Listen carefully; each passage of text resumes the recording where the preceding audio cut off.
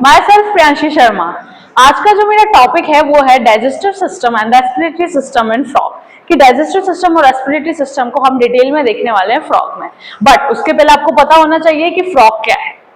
कि फ्रॉग के बारे में मॉर्फोलॉजी, फ्रॉग तो चलो सबको ही पता है क्या है, मेंढक है भाई, लेकिन उसकी मॉर्फोलॉजी पता होनी चाहिए। तो बेसिक मॉर्फोलॉजी सबको पता होती है ना, वो सब छोटे छोटे बच्चों को ही पता होती है। बट कुछ दो तीन चीजें हैं, पॉइंट्स है जो मैं आपको बताना चाहती हूँ। पहली चीज आपको याद रखनी है कि जो फ्रॉग हम कंसिडर कर रहे हैं वो है राना टिग्रेना। क्या नाम रहेगा उसका? राना टिग्रेना, ये फ्रॉग का नाम है।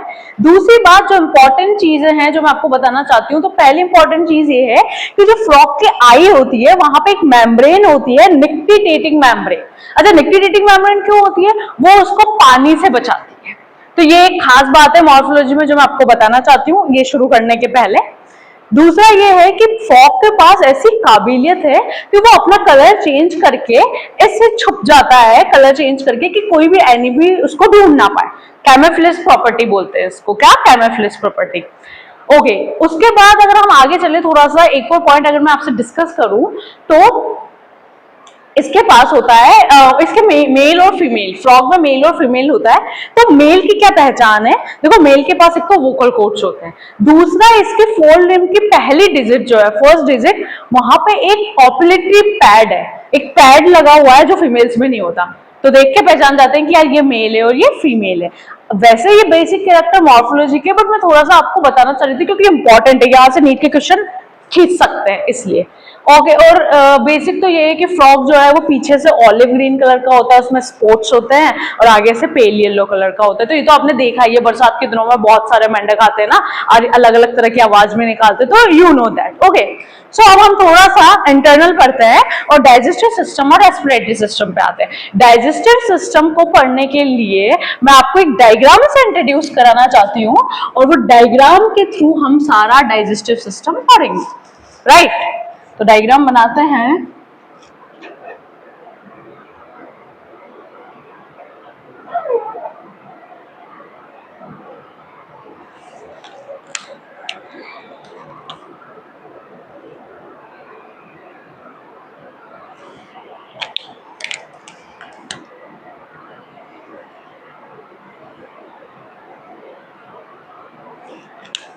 इस डायग्राम के थ्रू क्या होगा कि हमको काफी चीजें बहुत अच्छे से समझ में आ जाएगी। राइट, और हमें पता भी चल जाएगा कि क्या क्या चीजें हैं।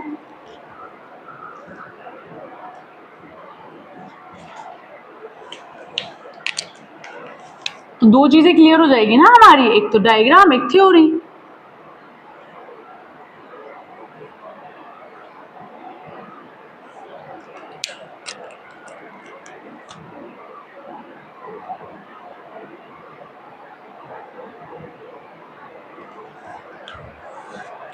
ओके, सो डायग्राम के थ्रू मैं आपको थ्योरी बताने वाली हूं, पर डायग्राम और थ्योरी को आगे बढ़ाने के पहले मैं आपको कुछ बेसिक चीजें डाइजेस्टिव सिस्टम के बारे में बताना चाहती हूँ। डाइजेस्टिव सिस्टम में तीन चीजें होती है, तीन कैटेगरी होती है। पहला इंजेशन, दूसरा डाइजेशन, तीसरा इजेशन। तो इंजेशन मतलब जो खाना आप अंदर ले रहे हो, जो खाना आप खा रहे हो। सेकेंड है डाइजेशन, डाइजेशन का मतलब आप खाना कैसे पचा रहे हो। मतलब मैं अधिकतर आप इसलिए बोलती हूँ ताकि आप ह्यूमन बीइंग से रिलेट कर पाओ, क्योंकि जो भी चीज अगर अपन जूलॉजी में ह्यूमन बीइंग से रिलेट करके पढ़ते हैं ना, तो बहुत मजा आता है दूसरी चीजों को पढ़ने में, और रिलेट करके पढ़ते तो इंटरेस्टिंग लगता है, याद हो जाता है इसलिए। और थर्ड चीज थी, ओके, फर्स्ट चीज थी इंजेशन, खाना लेना, डाइजेशन खाने को पचाना, इजेशन जो खाना पच नहीं रहा है वो बॉडी से बाहर निकालना।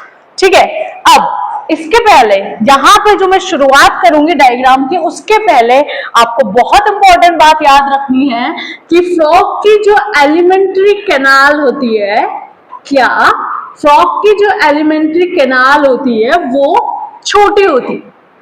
What is the reason behind? Ma'am, alimentary canal छोटी क्यों होती है? क्योंकि the reason behind is that क्योंकि इसका जो स्मॉल इंटेस्टाइन है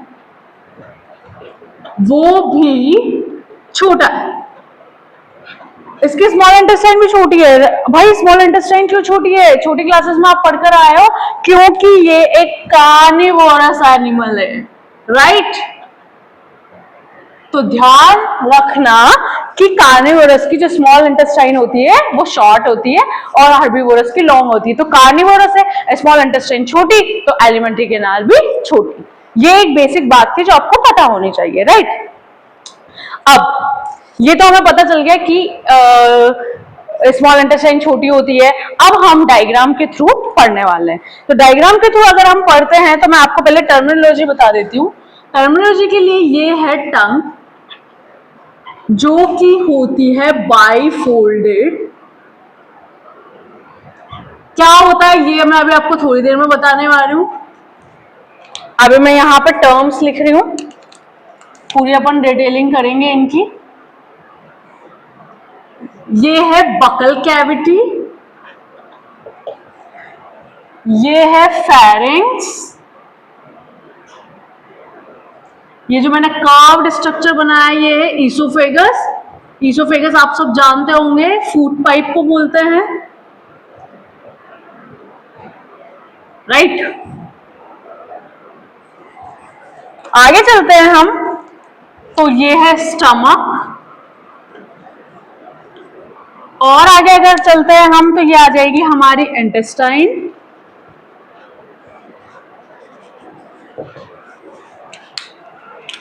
ये आ जाएगा हमारा क्लोएका। क्या होता है क्लोएका वो भी मैं थोड़ी देर में बताऊंगी, सिर्फ टर्मिनोलॉजी देख रहे हैं हम, बाकी आपको भी डिटेलिंग थोड़ी देर में पता चल जाएगी। ये हो गया हमारा पैनक्रियास, ये हो गया हमारा liver, and this is gall bladder, right. Okay, so terminology को एक और बार देख लेते हैं। टर्मिनोलॉजी क्या है? टंग है, ऊपर बाइफोल्डेड है, बगल कैविटी है, फेरिंग्स है, इसोफेगस है, स्टमक है, इंटेस्टाइन है, क्लोएका है, क्लोएका एपरेचर है, और साइड में लिवर और गॉल ब्लैडर है। मैम आपने टर्म्स तो बता दिए, अब हमें इनकी डिटेलिंग बताओ। तो डिटेलिंग पे जाने के पहले एक छोटा सा टर्म मैं आपके सामने इंट्रोड्यूस करना चाहती हूँ, और वो टर्म है काइम। ये टर्म आपको याद रखना है, क्वेश्चन पूछ लेते हैं काइम क्या होता है। तो सुनिए बच्चों, काइम क्या होता है? काइम का मतलब है जब खाना पूरी तरह से डाइजेस्ट नहीं हुआ है, जब खाना आधा अधूरा डाइजेस्ट हुआ है, मतलब पार्शियली डाइजेस्ट हुआ है। तो पार्शियली डाइजेस्ट खाने को बोला जाता है crime. Partially digested food is known as chyme, right? Partially digested food को हम chyme बोलते हैं। अब अपन चलते हैं आगे, प्रोसीड करते हैं, हर के बारे में डिटेल पढ़ के चलेंगे।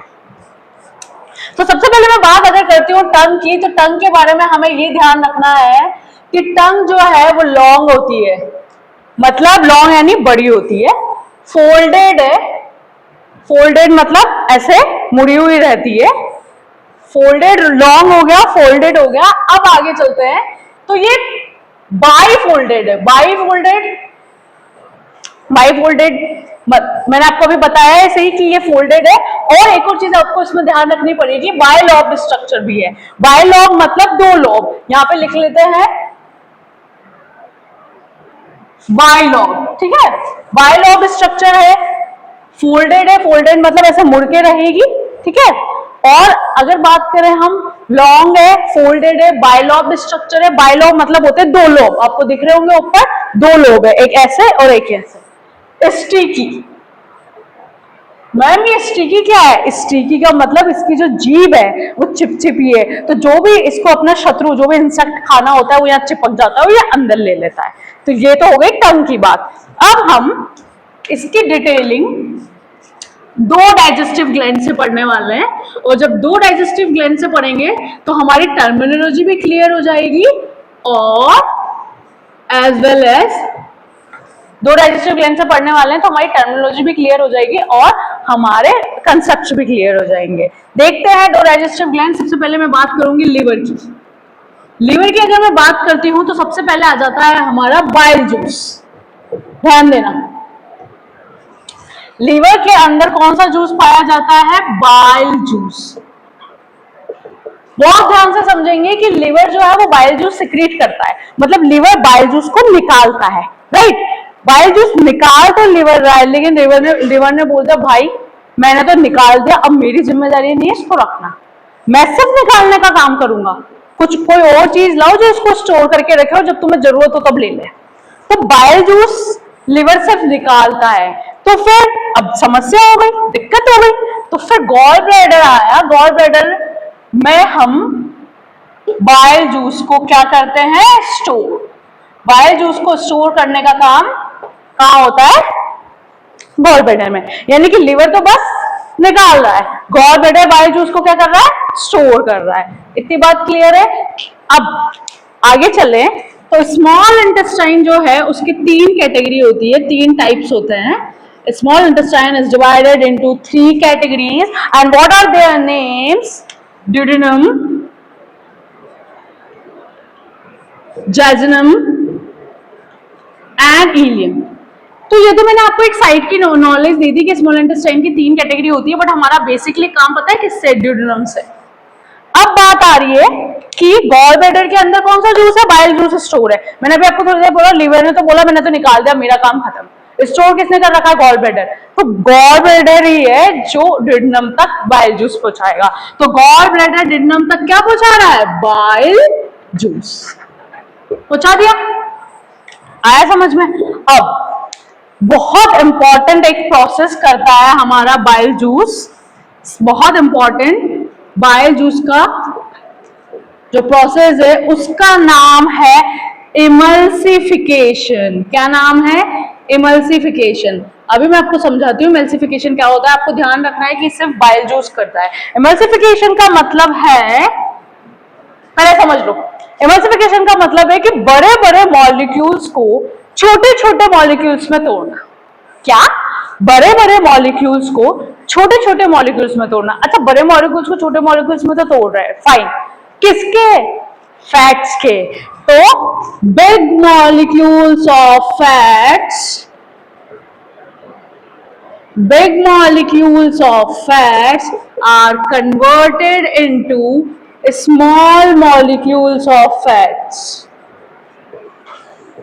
Right? Are you getting my point? क्या फैट के बड़े बड़े मॉलिक्यूल्स को छोटे छोटे मॉलिक्यूल्स में कन्वर्ट करता है, इस प्रोसेस को बोलते हैं इमल्सिफिकेशन। और ये प्रोसेस कहाँ होता है, बाइल जूस में। तो मैंने आपको यह बताया कि टंग जो है वो बाइफोल्डेड है, ठीक है, स्टिकी है, यहां से अपना शत्रु को ले लेती है।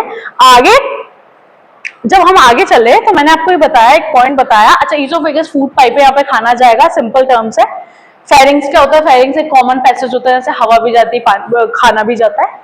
लिवर के अंदर बाइल जूस है। बाइल जूस की मैंने आपको डिटेलिंग बताई कि यार बाइल जूस की डिटेलिंग ये रहेगी कि लिवर बाइल जूस तो निकाल देगा, लेकिन स्टोर सिर्फ गॉल ब्लैडर करेगा, और स्टोर जो करेगा वही आगे भेजेगा, क्योंकि लिवर ने तो अपना काम खत्म कर दिया, और वो जाएगा ड्यूडेनम में। और बाइल जूस एक प्रोसेस करता है इमल्सिफिकेशन, जिसमें फैट्स के बड़े बड़े मॉलिक्यूल छोटे छोटे मॉलिक्यूल्स में टूटते हैं। तो ये तो हो गई बाइल जूस की बात। अब लिवर की बात। अब मैं आपको बता रही हूँ पैनक्रियाज। हम थोड़ा सा पैनक्रियाज भी देख लेते हैं कि पैनक्रियाज क्या करता है। पैनक्रियाज का नाम से क्लियर हो जाएगा बच्चों, पैनक्रियाज जो जूस निकालेगा वो होगा पैनक्रिएटिक जूस। कौन सा जूस होगा, पैनक्रिएटिक जूस। और ध्यान रहे एक बात कि पैनक्रिएटिक जूस को हम कंप्लीट डाइजेस्टिव जूस भी बोला करते हैं। पैनक्रियाज नाम से क्लियर होगा कौन सा जूस आएगा, पैनक्रिएटिक जूस। और इसको हम कंप्लीट डाइजेस्टिव जूस भी बोला करते हैं, डाइजेशन में हेल्प करता है। खास बात क्या है इसकी, खास बात ये रहेगी कि जो पैनक्रिएटिक, यहां पे लिख देते हैं हम, थोड़ा सा हमारे पास यहाँ स्पेस है तो हम इसको कवर कर लेते हैं। या पैनक्रिएटिक जूस का जो फंक्शन है वो बाइल जूस जैसा ही है, बट थोड़ा सा डिफरेंस है। जैसे बाइल जूस में मैंने बोला था कि फैट्स के बड़े बड़े मॉलिक्यूल छोटे छोटे मॉलिक्यूल्स में टूटेंगे, वैसे यहाँ पे भी बड़े बड़े मॉलिक्यूल छोटे छोटे मॉलिक्यूल्स में टूटते हैं, बट फैट्स के नहीं। तो किसके, देखते हैं। Big molecules of protein and carbohydrate, right. Protein और कार्बोहाइड्रेट के बड़े बड़े मॉलिक्यूल्स छोटे छोटे मॉलिक्यूल्स में टूट जाए। ध्यान रहेगा बच्चों कि बाइल जूस तो जो है फैट के मॉलिक्यूल्स को तोड़ता है, और पैनक्रियाज जो है वो प्रोटीन और कार्बोहाइड्रेट दोनों के मॉलिक्यूल्स को तोड़ता है। तो ये इनका डिफरेंस है कि फैट्स को तोड़ रहा है वो प्रोटीन और कार्बोहाइड्रेट के। तो ये तो मैंने आपको बता दिया, लिवर के बारे में बात कर दी, गॉल ब्लैडर के बारे में बात कर ली। अब हम देखते हैं यार स्टमक क्या कर रहा है। स्टमक का भी तो कुछ ना कुछ योगदान होगा ना, कंट्रीब्यूशन होगा डाइजेशन में। तो फटाफट से देख लेते हैं। स्टमक जो है, सबसे पहली चीज स्टमक की रहेगी कि ये एक मस्कुलर बैग है। मस्कुलर बैग मतलब किसका बना हुआ है? मसल्स का बना हुआ है। दूसरा HCl। HCl क्या होता है? Hydrochloric acid. It is a very strong acid, आपने केमिस्ट्री में पढ़ा होगा, बहुत स्ट्रॉन्ग एसिड है। तो HCl है, मतलब ऑब्वियसली यहाँ पे कौन सी प्रॉपर्टी शो होगी? Acidic property. Acidic property show होने का मतलब क्या है, मैं समझाती हूँ कि खाना जो है HCl है, तो खाना कैसा रहेगा? एसिडिक। ठीक है, ध्यान रहे, खाना हमारा जो फूड है वो कैसा रहेगा? एसिडिक। बट खास बात पता है क्या है? बाइल जूस जो है ना, बाइल जूस, ये होता है एल्कलाइन, यानी कि बेसिक। तो आपका खाना अभी एसिडिक है, पर बाइल जूस तो जाएगा ही सही। मैंने बताया था आपको कि गॉल ब्लैडर से ड्यूडेनम में जाता है बाइल जूस। तो जब बाइल जूस जाएगा तो ये एसिडिक खाना किसमें बदल जाएगा? एल्कलाइन। खाना जो एसिडिक है उसको चेंज करके वो बेसिक में कन्वर्ट कर देगा। ठीक है, ये होगी बात। आगे चलते हैं स्टमक के बारे में, तो देखते हैं कि जो स्टमक है वो बैक्टीरियोलाइटिक है। बैक्टीरियोलाइटिक, जीवन में हमेशा एक बात याद रखनी है कि लाइटिक का मतलब होता है तोड़ना, तो ये बैक्टीरिया को तोड़ रहा है। ठीक है, ध्यान रहेगा। फिर आता है प्रोटियोलाइटिक। फिर जीवन में एक बात अभी थोड़ी देर पहले बताई थी, जीवन तो अभी बहुत बड़ा है, तो 1 मिनट पहले बताई थी। तो लाइटिक का मतलब तोड़ना, तो प्रोटियोलाइटिक यानी प्रोटीन को तोड़ना। तो प्रोटीन को भी तोड़ रहा है, बैक्टीरिया को भी तोड़ रहा है। ध्यान रहेगा, ठीक है, ध्यान रहेगा। अब आता है कि डाइजेस्टेड हो गया खाना, खाने का डाइजेशन हो गया है। अब खाने का डाइजेशन होने के बाद बहुत जरूरी है खाने का एब्जॉर्प्शन। जब तक एब्जॉर्ब नहीं होगा बॉडी में पूरी सर्कुलेट नहीं हो पाएगा। तो खाने का एब्जॉर्प्शन होने के लिए, डाइजेस्टेड फूड को एब्जॉर्ब करने के लिए यहाँ पे प्रेजेंट होते हैं माइक्रोविलाई और विलाई। देखिए फटाफट से डायग्राम में आपको दिख जाएंगे, ये रहे, ये मैं आपको सामने बना रही हूं माइक्रोविलाई और विलाई।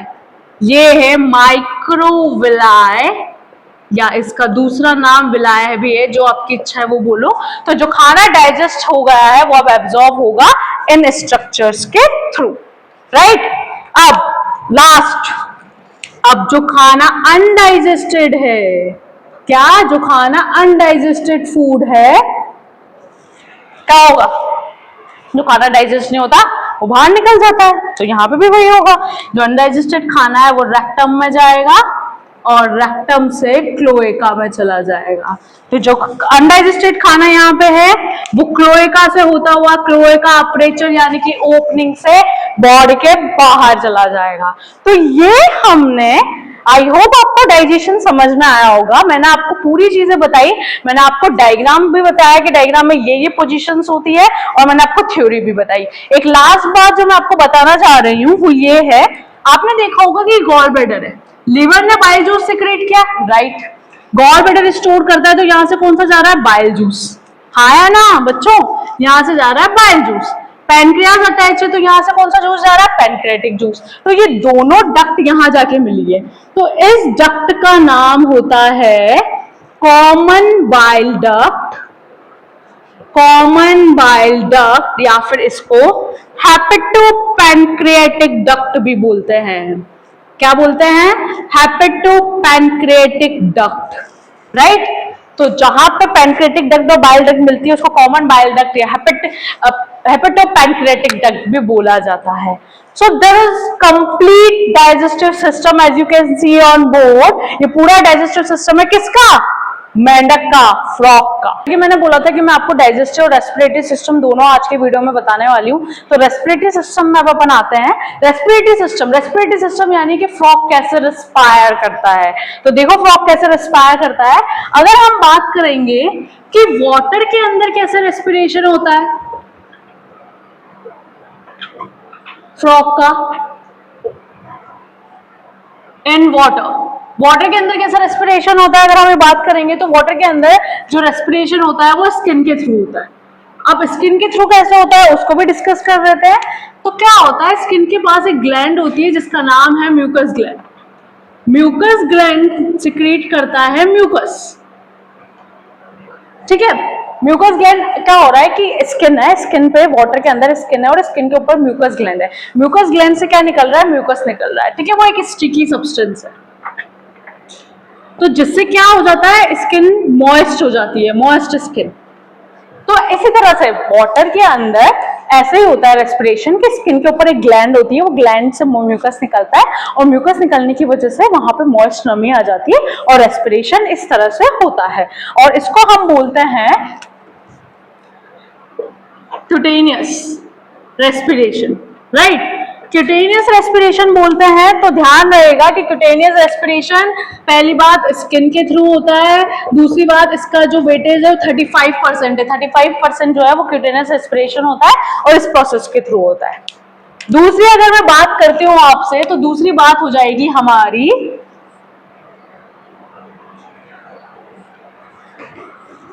कि अर्थ, जमीन पे कैसा रेस्पिरेशन होता है, ये तो हो गया वाटर का। तो सेकंड आ गया ऑन लैंड, लैंड पे कैसे रेस्पिरेशन होगा। तो लैंड पे रेस्पिरेशन तीनों कैटेगरी से आप समझ सकते हो, स्किन के थ्रू भी होएगा, ठीक है, लंग्स के थ्रू भी होएगा और माउथ के थ्रू।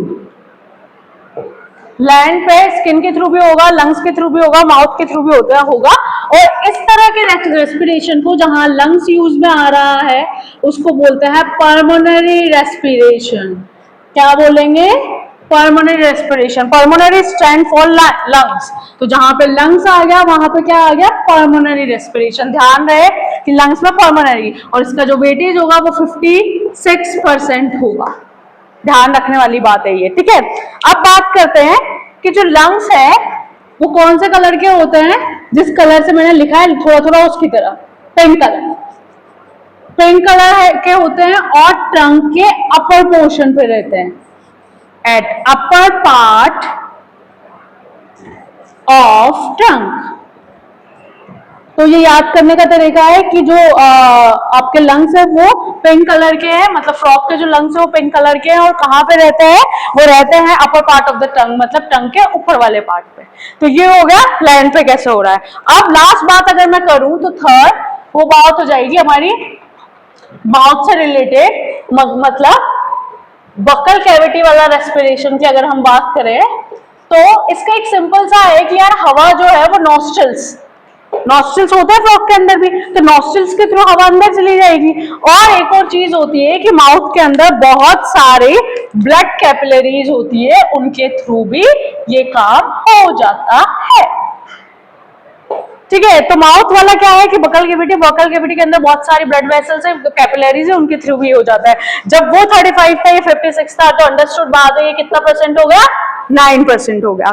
तो रेस्पिरेशन के हमने तीन चीजें देखी। हमने रेस्पिरेशन में ये देखा कि स्किन से कैसा होता है, म्यूकस ग्लैंड के थ्रू होता है, लैंड पे लंग्स के थ्रू होता है जिसको पल्मोनरी रेस्पिरेशन बोलते हैं। थोड़ा सा मैंने लंग्स के बारे में बताया, और बकल कैविटी एयर नॉस्ट्रिल्स के थ्रू भी ले सकते हैं, as well as blood capillaries जो मुंह के अंदर होती है उससे भी ले सकते हैं।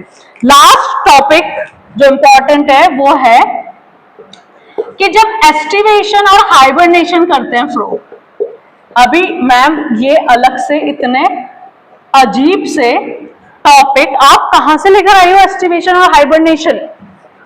तो मैं बताती हूँ क्या होता है ये। एस्टिवेशन और हाइबरनेशन जब करते हैं तब कैसे रेस्पिरेशन होता है। वो रेस्पिरेशन जब एस्टिवेशन और हाइबरनेशन करते हैं तो स्किन के थ्रू होता है। लेकिन एस्टिवेशन और हाइबरनेशन क्या है, एस्टिवेशन का मतलब है समर स्लीप और हाइबरनेशन का मतलब है विंटर स्लीप। यानी कि एस्टिवेशन में क्या हो रहा है, एस्टिवेशन का मतलब मैंने आपको क्या बताया, समर स्लीप। समर स्लीप का मतलब ये है कि भाई गर्मियां आई और गर्मियों में वो उनसे टॉलरेट नहीं हो रही, तो वो अंदर बरोज में चले जाते हैं, अंदर डीप चले जाते हैं और अच्छे से सो जाते हैं, अच्छा एक आराम ले लेते हैं। Same goes with the winter, जब बहुत ज्यादा ठंड होती है तो भी वो अंदर बरोज में चल जाते हैं, छुप जाते हैं और आराम ले लेते हैं। तो इन दोनों कंडीशन में कैसे होगा रेस्पिरेशन, अगर पूछ ले आपसे तो वो होगा हमेशा स्किन के थ्रू। ठीक है। अब बात ये है कि ये हुआ रेस्पिरेशन, मैंने आपको पूरा बताया, और डाइजेशन भी मैंने आपको इसी वीडियो में बताया था। तो हमने डाइजेशन और रेस्पिरेशन दोनों टॉपिक किसके अंदर, फ्रॉग, मेंढक के अंदर, फ्रॉग के अंदर हमने दोनों डाइजेशन और रेस्पिरेशन दोनों कंपाइल कर लिए हैं। आई होप आपको आज की वीडियो पसंद आई होगी, और थैंक यू।